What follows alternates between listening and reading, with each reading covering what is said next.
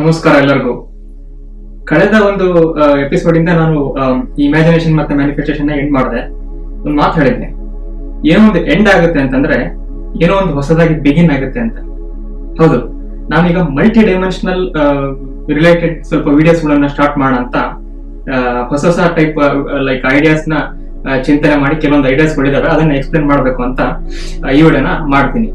ಈ ವಿಡಿಯೋದಲ್ಲಿ ಏನನ್ನ ಹೇಳಕ್ಕೆ ಬಯಸ್ತೀನಪ್ಪ ಅಂತಂದ್ರೆ, ಮೈಂಡ್ ಮ್ಯಾಟರ್ ಕನ್ವರ್ಜೆನ್ಸ್ ಅಂತಂದ್ರೆ ಏನು, ಈ ದೇಹ ಮತ್ತು ಮನಸ್ಸು ಕನ್ವರ್ಜೆನ್ಸ್ ಅಂದ್ರೆ ಏನು, ಏನಾಗುತ್ತೆ ಹಿಂಗ್ ಮಾಡಿದ್ರೆ, ಯಾಕೆ ಅದು ಬೇಕು, ಅದರಿಂದ ಯಾಕೆ ಜೀವನದಲ್ಲಿ ಒಂಥರ ಮಿರಾಕಲ್ಗಳು ಆಗಂತರ ಒಂದು ಫೀಲಿಂಗ್ ಬರುತ್ತೆ, ಏನ್ ಎಕ್ಸಾಕ್ಟ್ಲಿ ಮಿರಾಕಲ್ ಅಂದ್ರೆ ಹೇಗಾಗುತ್ತೆ, ಮತ್ತೆ ಈ ಚಿತ್ತ ಮತ್ತು ವೃತ್ತಿ ಅನ್ನೋ ಒಂದು ಕಾನ್ಸೆಪ್ಟ್ ನ ಎಕ್ಸ್ಪ್ಲೇನ್ ಮಾಡಕ್ಕೆ ಟ್ರೈ ಮಾಡ್ತೀನಿ.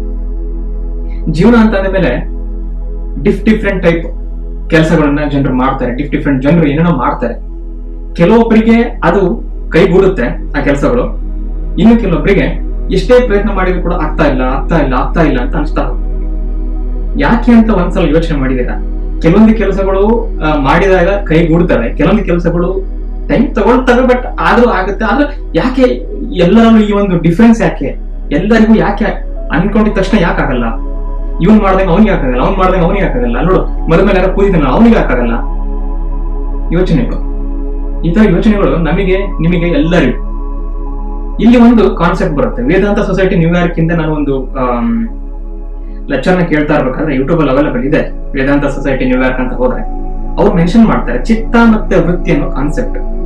ಚಿತ್ತ ಅಂತಂದ್ರೆ ಒಂದು ಪ್ಲೇಸ್ ಹೋಲ್ಡರ್, ಒಂದು ಮನಸ್ಸು, ಚಿತ್ತ. ಇನ್ನು ಚಿತ್ತದಲ್ಲಿ ಏನಿದೆ ಅಂತ ಕೇಳ್ತಾರಲ್ಲ ಅಂತ. ವೃತ್ತಿ ಅಂತಂದ್ರೆ ಚಿತ್ತದಲ್ಲಿ ಅವಾಗವಾಗ ಬಂದು ಮನದೊಳಗೆ ಸತ್ತು ಹುಟ್ಟು ತಿರ್ಪಳು ಅಂತ ಏನಂತಾರೆ, ಬಂದು ಹೋಗುವ ಯೋಚನೆಗಳು. ಒಬ್ಬ ಮನುಷ್ಯ, ಆವರೇಜ್ ಮನುಷ್ಯ 4,000 ಯೋಚನೆಗಳನ್ನ ಮಾಡ್ತಾನೆ ಅಂತ ಹೇಳಿ ಒಂದು ಸ್ಟ್ಯಾಟಿಸ್ಟಿಕ್ಸ್ ಹೇಳುತ್ತೆ ದಿನಕ್ಕೆ. ಡಿಫ್ರೆಂಟ್ ಟೈಪ್ಸ್ ಯೋಚನೆಗಳು, ಅದರಲ್ಲಿ 80% ಹಳೆದೇ ಇರುತ್ತೆ, ಏನು ಹೊಸ ಯೋಚನೆಗಳು ಬರಲ್ಲ ಅಂತ. ಅಂದ್ರೆ ಸಬ್ ಕಾನ್ಶಿಯಸ್ ಪ್ರೋಗ್ರಾಮಿಂಗ್. ಈ ಚಿತ್ತದಲ್ಲಿ ಈ ತರ ಡಿಫ್ರೆಂಟ್ ಯೋಚನೆಗಳು ಬರ್ತಾ ಇರೋದಕ್ಕೆ ಈ ತರ ಡಿಫರೆನ್ಸ್ ಇದೆ ನಮ್ಮ ಜಗತ್ತಿನಲ್ಲಿ. ಎಲ್ಲ ಒಂದೇ ತರ ಯೋಚನೆ ಮಾಡಲ್ಲ.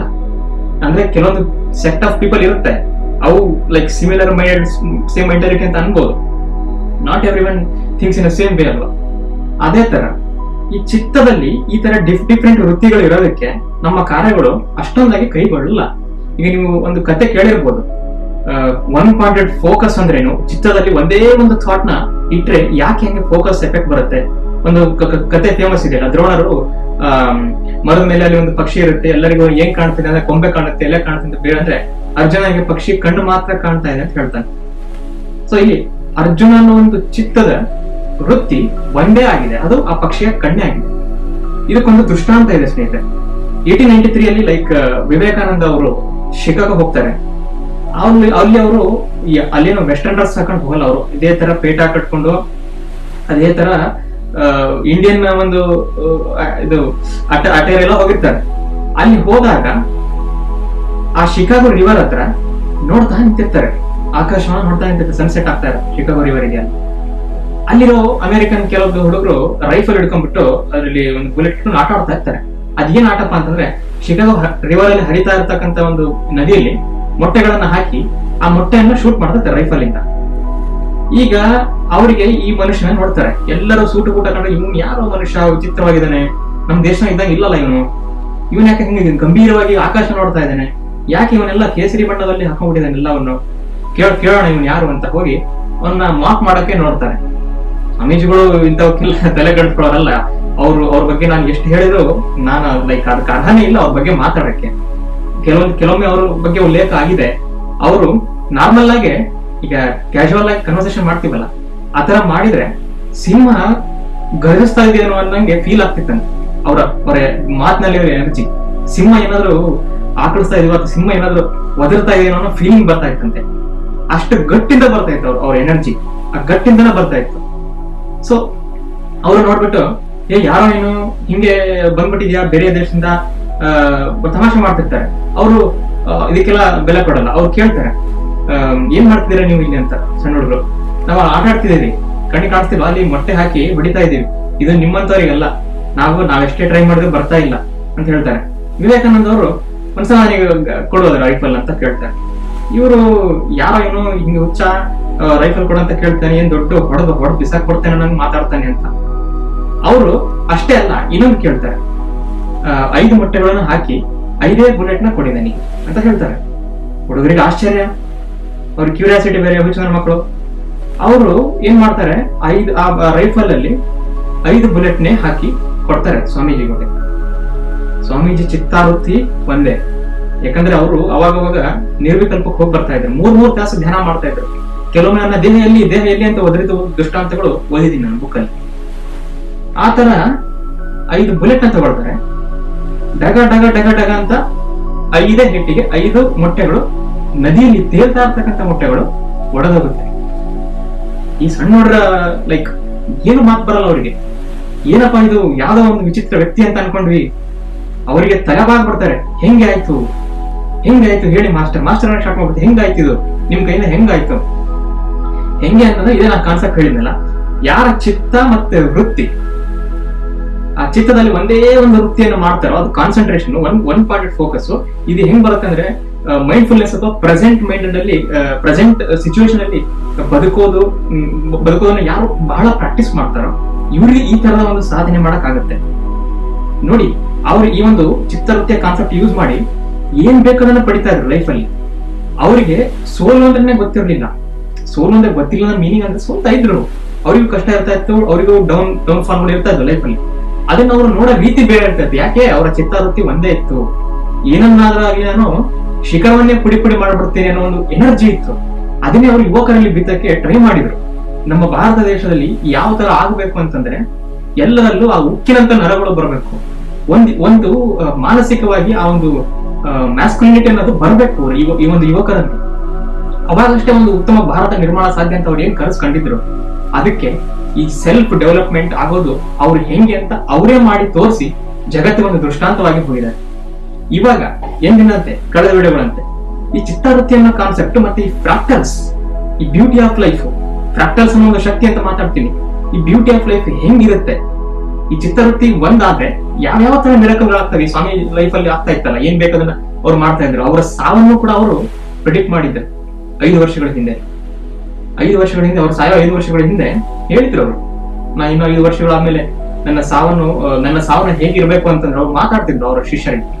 ಅವ್ರ ಆಕಾಶ ನೋಡ್ತಾ ಇರ್ಬೇಕು, ಏನ್ ಯೋಚನೆ ಮಾಡ್ತಿದ್ರ ಸ್ವಾಮೀಜಿ ಅಂತಂದ್ರೆ, ಒಂದು ದಿನ ನನಗೆ ಸಾವು ಹೇಗ್ ಬರ್ಬೇಕು ಅಂತಂದ್ರೆ, ಎದುರಿಗೆ ವೈರಿ ಬರ್ತಾರಲ್ಲ, ಆ ಒಂದು ಮೂವೀಸ್ ಎಲ್ಲ ವಿಲನ್ಸ್ ಬರ್ತಾರಲ್ಲ, ಒಂಥರ ಗರ್ಜನೆ ಮಾಡ್ತಾ ಒಂದು ಭಯಂಕರವಾಗಿ, ಹಂಗೆ ಬಂದಾಗ ಅದರ ಕಣ್ಣಲ್ಲಿ ಕಣ್ಣಿಡಂತ ಶಕ್ತಿ ನನಗೆ ಬರಬೇಕು.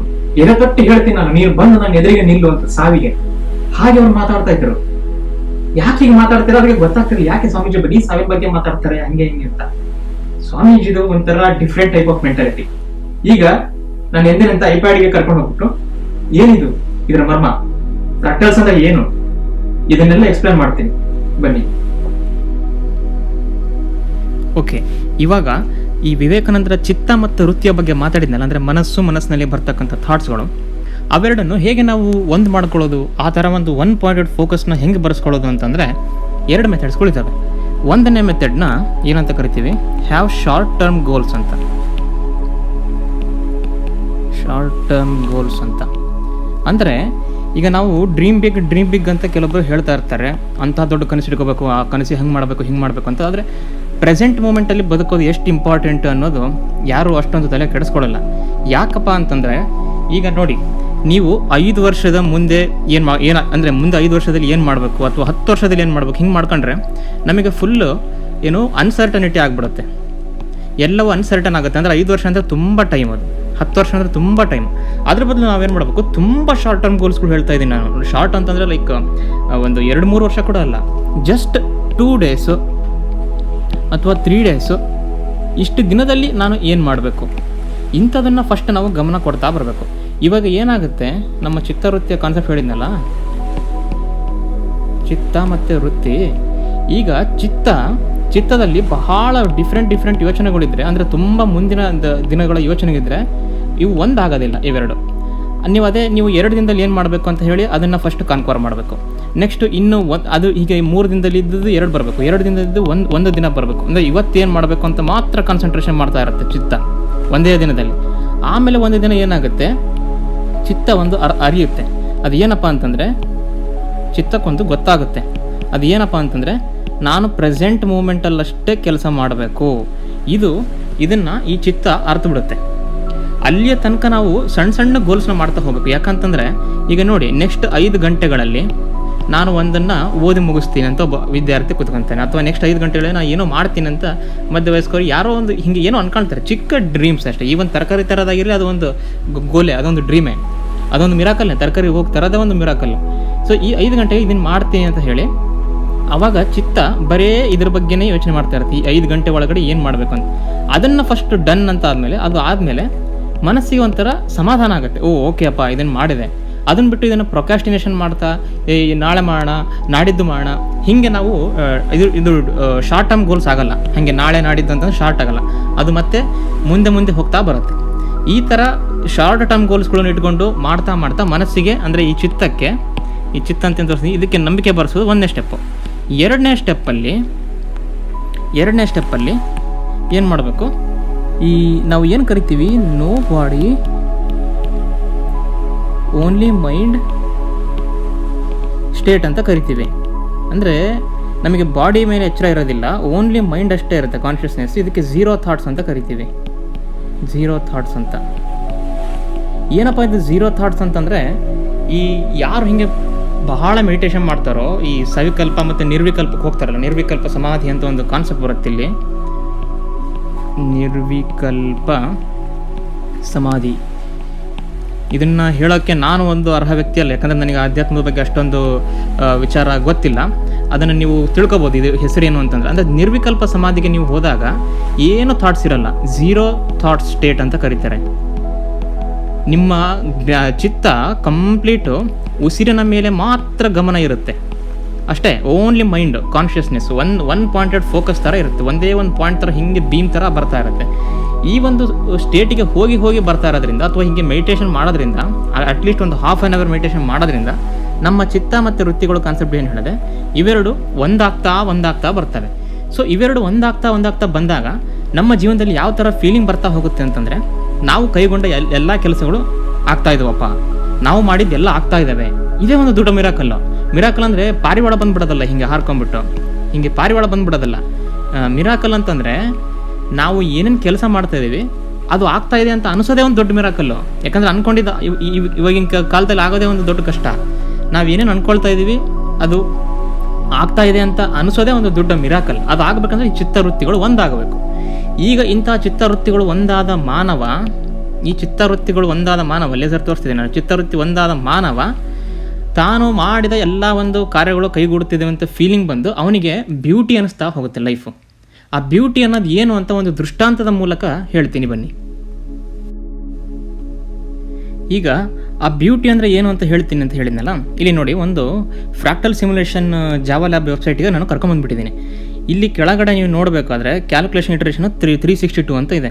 ಇದೇನು 362 ಅಂತಂದರೆ, ಇಷ್ಟು ಸಲ ನಾವು ಇಟರೇಷನ್ ಮಾಡ್ತೀವಿ ಅಂದರೆ ಪ್ರತಿ ಸಲ ಇಷ್ಟು ಸಲ ನಾವು ಸಿಮ್ಯುಲೇಷನ್ ಮಾಡ್ತೀವಿ ಅಂತ. ಇಲ್ಲಿ ನಿಮಗೆ ಏನೋ ಒಂದು ಕರಿ ಕಲರ್ ಆಕೃತಿ ಕಾಣ್ತಾ ಇದೆ. ಇಲ್ಲಿ ಮ್ಯಾಂಡಲ್ ಬ್ರೋಡ್ ಸೆಟ್ ಅಂತ ಬರ್ತದೆ. ಇದಕ್ಕೆ ನಾವು ಫ್ರಾಕ್ಟಲ್ಸ್ ಅಂತ ಕರಿತೀವಿ. ಅಂದರೆ ಎಷ್ಟೇ ನೀವು ಇದನ್ನು ಝೂಮ್ ಮಾಡ್ತಾ ಹೋದರೆ ಮತ್ತೆ ಇದೇ ಸ್ಟ್ರಕ್ಚರ್ ಬರುತ್ತೆ ಅನ್ನೋ ಒಂದು ಭಾಸ ಆಗ್ತಾ ಬರ್ತದೆ. ಇದು ನಿಲ್ಲದೇ ಇಲ್ಲ, ಅನಂತದವರೆಗೂ ಹೀಗೆ ಹೋಗ್ತಾನೆ ಇರುತ್ತೆ.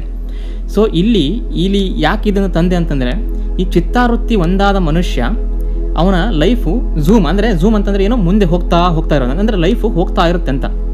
ಯಾರಿಗೆ ಹೀಗೆ ಚಿತ್ತಾವೃತ್ತಿ ಒಂದಾಗಿರುತ್ತೋ ಅವನು ಮಾಡಿದ ಕಾರ್ಯಗಳೆಲ್ಲ ಕೈಗೂಡ್ತವೆ ಅಂತ ಹೇಳಿದೆ. ಇವಾಗ ಆ ಥರ ಕೈಗೂಡ್ತಾ ಇದ್ದರೆ ಅವನಿಗೆ ಜೀವನದ ಬ್ಯೂಟಿ ಕಾಣ್ತಾ ಹೋಗುತ್ತೆ. ಅದನ್ನು ಇಲ್ಲಿ ಹೆಂಗೆ ದೃಷ್ಟಾಂತ ತೋರಿಸ್ತೀನಿ ನೋಡಿ.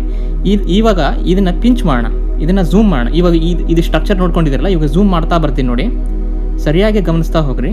ಒಂದು ನಿಮಿಷ. ಓಕೆ, ಇದನ್ನು ಹಿಂಗೆ ಝೂಮ್ ಮಾಡ್ತಾ ಬರ್ತೀನಿ ನೋಡಿ. ಈ ಸ್ಟ್ರಕ್ಚರ್ ಗಮನಿಸಿದ್ದಿಲ್ಲ, ಹಿಂಗೆ ಝೂಮ್ ಮಾಡ್ತಾ ಹೋದರೆ, ಅಂದರೆ ಈ ಝೂಮ್ ಮಾಡೋದು ಅಂತಂದರೆ ಜೀವನ ಮುಂದಕ್ಕೆ ಹೋಗ್ತಾ ಇದೆ ಅಂತ. ಜೀವನ ಮುಂದಕ್ಕೆ ಹೋಗ್ತಾ ಇದೆ, ಇನ್ನೂ ಝೂಮ್ ಮಾಡ್ತಾ ಇದ್ದೀನಿ.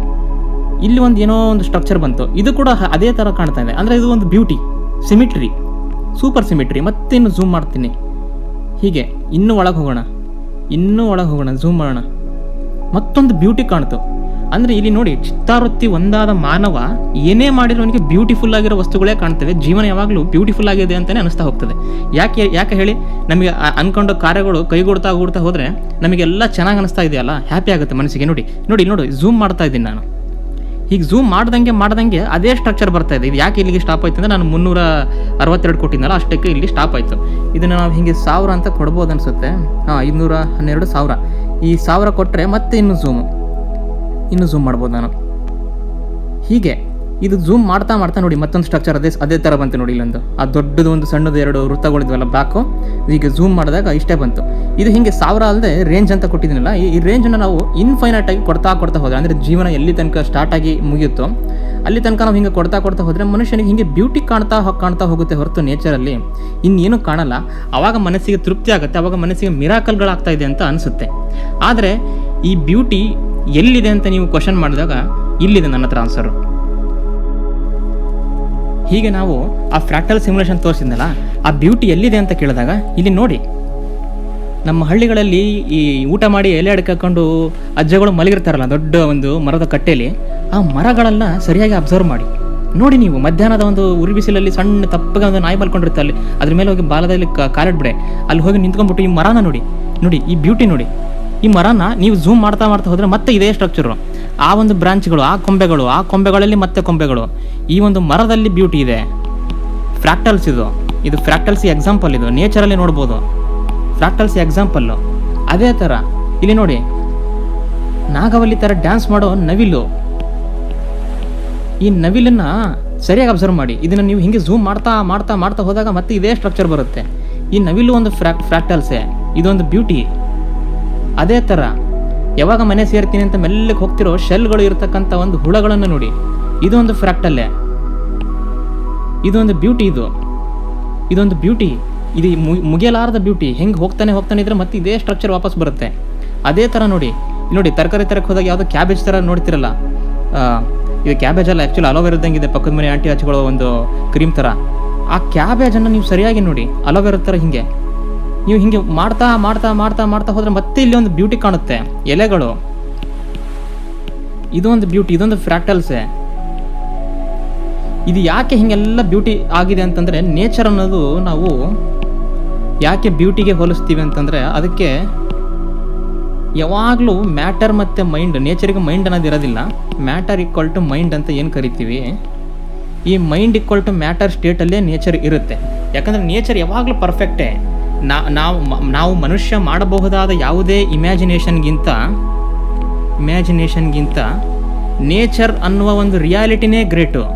ನೇಚರ್ ಅನ್ನೋ ರಿಯಾಲಿಟಿ ಯಾವತ್ತಿಗೂ ಗ್ರೇಟ್. ಅದು ನೀವು ಇಮ್ಯಾಜಿನೇಷನ್ ಮಾಡಿ ದೊಡ್ಡ VFX ಮಾಡಿ ಮೂವಿಗಳೆಲ್ಲ ಮಾಡ್ತಿರಲ್ಲ, ಅವೆಲ್ಲ ಮೂವಿಗಳಲ್ಲಿ ಏನೇನೋ ಫಿಲ್ಟರ್ ಹಾಕಿ ಏನೇನೋ ಮಾಡ್ತೀವಿ. ಆದರೆ ಒಂದು ಸಲ ನೇಚರನ್ನು ಹೋಗಿ ನೋಡಿ, ಎಷ್ಟು ಬ್ಯೂಟಿ ತುಂಬಿದೆ ಅದರಲ್ಲಿ. ಮತ್ತು ನೆಕ್ಸ್ಟ್ ದೃಷ್ಟಾಂತ ನೋಡಿ, ಇಲ್ಲಿ ಫ್ರ್ಯಾಕ್ಟಲ್ಸ್ ಮತ್ತೆಲ್ಲಿ ಕಾಣುತ್ತೆ. ಮುಂಜಾನೆ ಅನ್ನೋ ತನಕ ಒಂದು ಸ್ನೋ ಬರಬೇಕಾದ್ರೆ ಇಲ್ಲಿ ನೋಡಿ, ಸ್ನೋ ಫ್ಲೇಕ್ಸಲ್ಲಿ ಈ ಡಿಸೈನ್ ನೋಡಿ. ಇದು ಜರ್ಮನಿಲಿ ನನ್ನ ಕಿಟಕಿಲಿ ಅವಾಗ ಬಡಿತಾ ಇರುತ್ತೆ ವಿಂಟರ್ ಬಂದಾಗ. Snow flakes. ಈ ಸ್ನೋ ಫ್ಲೇಕ್ಸ್ ಅನ್ನೋದೊಂದು ಫ್ರ್ಯಾಕ್ಟಲ್ಸೇ. ಇದು ಝೂಮ್ ಮಾಡ್ತಾ ಇದೇ ಸ್ಟ್ರಕ್ಚರ್ ಬರುತ್ತೆ. ಅಷ್ಟೇ ಯಾಕೆ, ನಮ್ಮ ಕ್ಷೀರಪಥ ಅಥವಾ ಆಕಾಶಗಂಗೆ, ಮಿಲ್ಕಿವೇ ಇರತಕ್ಕಂಥ ದೊಡ್ಡ ಗ್ಯಾಲಕ್ಸಿಗಳಲ್ಲ, ಈ ಗ್ಯಾಲಕ್ಸಿನೇ ಒಂದು ದೊಡ್ಡ ಫ್ರ್ಯಾಕ್ಟಲ್ ಸಿಮ್ಯುಲೇಷನ್.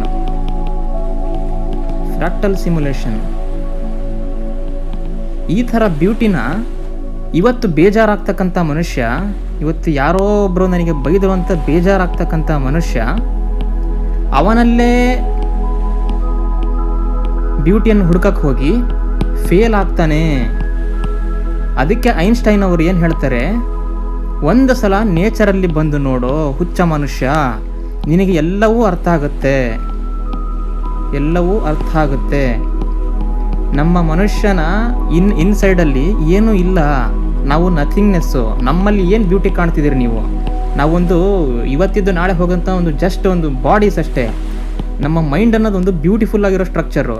ನೀವು ನೋಡಿ ನೇಚರಲ್ಲಿ ಇಷ್ಟೊಂದು, ಎಲ್ಲಿ ನಿಮ್ಮ ಒಂದು ದಿನನಿತ್ಯದ ಒಂದು ಸುತ್ತಮುತ್ತಲಿನ ಪ್ರಕೃತಿಯಲ್ಲೇ ಇಂಥೊಂದು ಬ್ಯೂಟಿ ಇದೆ. ಮರದಲ್ಲಿ ಬ್ಯೂಟಿ ಇದೆ, ನಾಗವಲ್ಲಿ ಥರ ಡ್ಯಾನ್ಸ್ ಮಾಡೋ ನವಿಲಲ್ಲಿ ಬ್ಯೂಟಿ ಇದೆ, ಈ ಒಂದು ಶೆಲ್ಲಿನ ಹುಳಗಳಲ್ಲಿ ಬ್ಯೂಟಿ ಇದೆ, ಅಲೋವೆರಾ ಅಂತ ಪ್ಲಾಂಟ್ಸ್ಗಳಲ್ಲಿ ಬ್ಯೂಟಿ ಇದೆ, ಸ್ನೋ ಫ್ಲೇಕ್ಸಲ್ಲಿ ಬ್ಯೂಟಿ ಇದೆ, ನಮ್ಮ ಹೋಲ್ ಗ್ಯಾಲಕ್ಸಿಗಳಲ್ಲೇ ಬ್ಯೂಟಿ ಇದೆ. ಈ ಬ್ಯೂಟಿಯನ್ನು ಅರಿಬೇಕು ಅಂತಂದರೆ ನಾನು ಹೇಳಿದ್ನಲ್ಲ, ಈ ಚಿತ್ತ ವೃತ್ತಿ ಒಂದಾಗಬೇಕು ಅನ್ನೋ ಕಾನ್ಸೆಪ್ಟು, ಇದನ್ನು ನೀವು ಬೆಳೆಸ್ಕೊಂತ ಹೋಗಬೇಕು. ಸಮರೈಸ್ ಮಾಡ್ತೀನಿ, ನೀವು ಶಾರ್ಟ್ ಟರ್ಮ್ ಗೋಲ್ಸ್ಗಳನ್ನು ಮಾಡ್ತಾ ಮಾಡ್ತಾ ಮನಸ್ಸಿಗೆ ಮೆಲ್ಲಕ್ಕೆ ನಂಬಿಕೆಯನ್ನು ಬರೆಸ್ತಾ ಹೋಗಿ. ಅದೇನಂತಂದರೆ, ನಾನು ಮಾಡಬಲ್ಲೆ, ಚಿಕ್ಕ ಚಿಕ್ಕ ವಸ್ತುಗಳನ್ನು ಮಾಡಬಲ್ಲೆ, ನಂತರ ಅದು ದೊಡ್ಡ ವಸ್ತುಗಳಾಗಿ ಕನ್ವರ್ಟ್ ಆಗಲಿ. ಡ್ರೀಮ್ ಬಿಗ್ ಅನ್ನೋ ತಪ್ಪಲ್ಲ, ಬಟ್ ಪ್ರೆಸೆಂಟ್ ಮೂಮೆಂಟಲ್ಲಿ ಬದುಕೋದು ತುಂಬ ಇಂಪಾರ್ಟೆಂಟು. ನೆಕ್ಸ್ಟು, ಈ ನೋ ಬಾಡಿ ಮತ್ತು ಓನ್ಲಿ ಮೈಂಡ್ ಸ್ಟೇಟ್ ಅಂತಂದಲ್ಲ, ಇದನ್ನು ನಾವು ಪ್ರಾಕ್ಟೀಸ್ ಮಾಡ್ತಾ ಬರಬೇಕು. ಇದನ್ನು ಪ್ರಾಕ್ಟೀಸ್ ಮಾಡ್ತಾ ಬಂದಾಗ ಆ ವಿವೇಕಾನಂದ ಹೇಗೆ ನಾನು ಮೊಟ್ಟೆಗಳನ್ನು ಒಡೆದ ಅಂತ ಹೇಳಿದೆ, ಅದು ನಮ್ಮ ಕೈಲಿ ಸಾಧ್ಯವಾಗ್ತಾ ಹೋಗ್ತದೆ. ಮತ್ತು ಕೊನೆಯದಾಗಿ ನಾನು ಏನು ಹೇಳೋಕ್ಕೆ ಇಷ್ಟಪಡ್ತೀನಿ, ಯಾವಾಗಾದರೂ ನಿಮಗೆ ಮನಸ್ಸಿಗೆ ಬೇಜಾರು ಅಂತ ಅನಿಸಿದಾಗ, ಯಾವಾಗಾದರೂ ಮನಸ್ಸಿಗೆ ಕೈಗೂಡ್ತಾ ಇಲ್ಲ ಕೆಲಸಗಳು ಅಂತ ಅನಿಸಿದಾಗ, ಒಮ್ಮೆ ನಿಮ್ಮ ಸುತ್ತಮುತ್ತ ಇರೋದನ್ನು ನೋಡಿ, ನಿಮ್ಮ ಆ ಥರ ಬೇಜಾರಿಗೆ ಅಥವಾ ಆ ಟ್ರಾಮಾಗಳಿಗೆ ಕಾರಣ ನಮ್ಮ ಮನಸ್ಸಿನಲ್ಲಿ ಬರ್ತಕ್ಕಂಥ ವಿಚಿತ್ರ ಯೋಚನೆಗಳೇ ಹೊರತು ಏನೋ ಒಂದು ಹಿಂಗೆ ಇದೆ ಅನ್ನೋದಕ್ಕಲ್ಲ. ಅಂದರೆ ಜೀವನದಲ್ಲಿ ನೋವಿದೆ ಅಂತ ಹೇಳ್ತಾರೆ, ನೋವಿಲ್ಲ. ಯಾಕಂದರೆ ಏನೂ ಇಲ್ಲದ ಜೀವನದಲ್ಲಿ ಏನೇನೋ ಹುಟ್ಟಿಸಿರೋದೇ ನಾವಲ್ಲ, ಅಂದರೆ ನೋವನ್ನು ಹುಟ್ಟಿಸಿರೋದು ನಾವೇ ಇರಬೇಕು. ಸೊ ಆ ಥರ ನೀವು ಏನು ಮಾಡಬೇಕು, ಸುತ್ತಮುತ್ತ ಇರತಕ್ಕಂಥ ಬ್ಯೂಟಿಯನ್ನು ಅರ್ತು ನಮ್ಮ ಜೀವನದಲ್ಲಿ ಸಣ್ಣ ಸಣ್ಣ ಗೋಲ್ಗಳನ್ನು ಮಾಡಿ, ನಾನು ಇದನ್ನು ಮಾಡಬಲ್ಲೆ ಅಂತ ಯಾವಾಗ ಒಂದು ಸ್ಟೇಟನ್ನು ರೀಚ್ ಆಗ್ತೀವಿ, ಆ ಸ್ಟೇಟ್ ಯಾವುದಪ್ಪ ಅಂತಂದರೆ, ಏನೇ ಮಾಡಿದರೂ ನನ್ನ ಕೆಲಸ ಕೈಗೂಡುತ್ತಿದೆ ಈ ಥರ ಫೀಲಿಂಗ್ ಬರೋ ತನಕ ನೀವೇನೇ ಸರ್ಕಸ್ ಮಾಡಿದ್ರು ಈ ಥರ ಫೀಲಿಂಗ್ ಬರೋ ತನಕ ಕೆಲಸ ಮಾಡಬೇಕು. ಈ ಥರ ಫೀಲಿಂಗ್ ಬಂದರೆ ನಮಗೊಂದು ಭಾವನೆ ಬರುತ್ತೆ, ಅದೇನಂತಂದರೆ ಮಿರಾಕಲ್ಗಳು ಆಗ್ತಾ ಇದೆ ಅಂತ. ಕೊನೆಯದಾಗಿ ಒಂದು ಪದವನ್ನು ಹೇಳಿ ನಾನು ಸ್ಟಾಪ್ ಮಾಡ್ತೀನಿ. ನೀವೇನೇ ಮಿರಾಕಲ್ಗಳಿಗೆ ಕಾಯ್ತಾಯಿದ್ರು, ಏನೇ ಆಗುತ್ತೆ ಅಂತ ಮಾಡಿದರೂ ಕೂಡ ಒಂದು ಮಾತ್ರ ಸತ್ಯ, ಅದೇನಪ್ಪ ಅಂತಂದರೆ, ಯು ಆರ್ ದ ಮಿರಾಕಲ್. ನೀವೇ ಒಂದು ದೊಡ್ಡ ಮಿರಾಕಲ್. Thank you.